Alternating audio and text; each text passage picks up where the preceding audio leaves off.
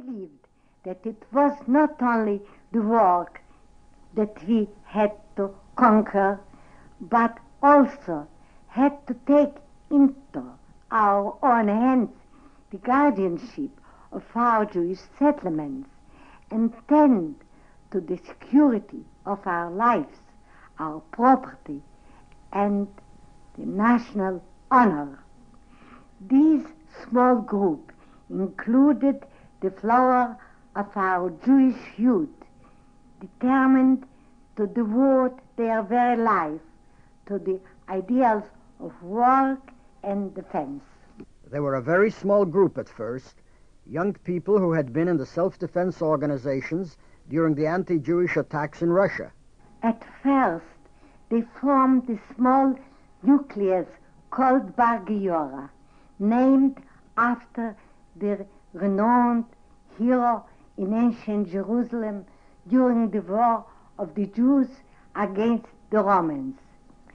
The defense of the Jewish settlements was entirely in the hands of Arab sheikhs, who included thieves and murderers, who looked upon the Jews as poor, helpless beings, whom they called Vlad el-Met, children of death.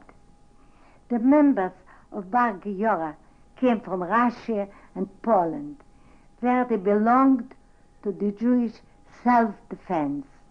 But here, in our historical homeland, their aim became to defend our historical soil, our ancient fatherland. Their motto was, "In blood and fire, Yehuda fell. In blood and fire, Yehuda will rise." The Jewish colonists of Petach Tikva, Rishon LeZion, Rehovot, and the other early settlements felt quite differently. The Jewish farmers opposed the movement and were not ready to accept Jewish workers and Jewish guardsmen. Moreover, it was a hard struggle that the Shomrim had to wage against the Arab marauders, and many were to fall fighting in the defense of Jewish fields.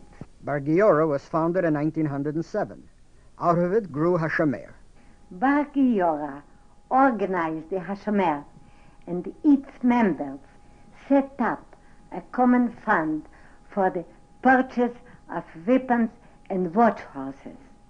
Every member contributed all he had to the common fund, readily accepting to live under hardship and to sacrifice all for the redemption of our homeland.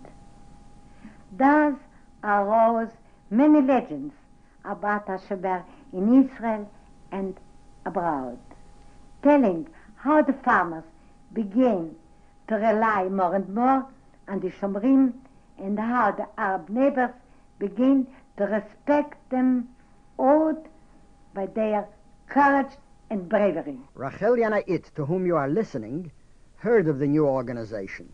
She was determined to join it.